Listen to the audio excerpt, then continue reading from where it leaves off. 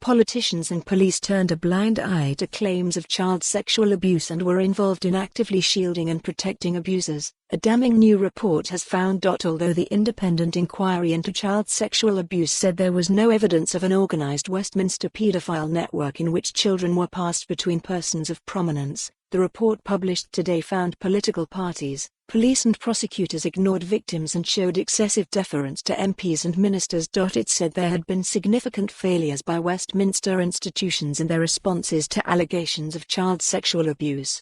This included failure to recognize it, turning a blind eye to it, actively shielding and protecting child sexual abusers and covering up allegations, the report said. The report found that Sir Cyril Smith and Conservative MP Sir Peter Morrison were known to be active in their sexual interest in children, but were protected from prosecution throughout the 1980s by their respective parties.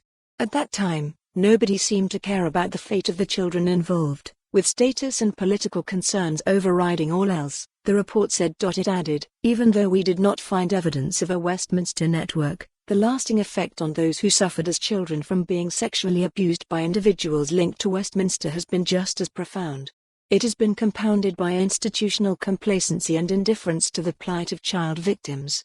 There was no evidence that party whips deliberately suppressed any specific information about child sexual abuse, the report concluded. However, we also gained the distinct impression that the whips' offices were concerned above all to protect the image of their party.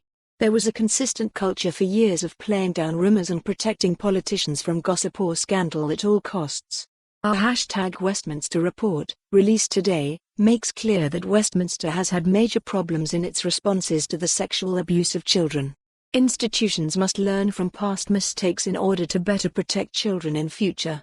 Download it here. https://t.go/z382s1qxf4pic.twitter.com/7d7w06dk, Inquiry CSA, at Inquiry CSA, February 25, 2020. Publishing the findings, the inquiry team said institutions must learn from past mistakes in order to better protect children in future.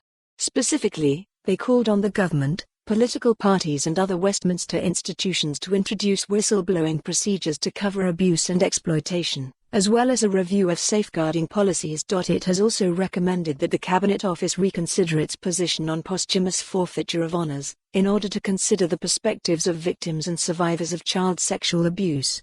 For more on this story, visit the news article link.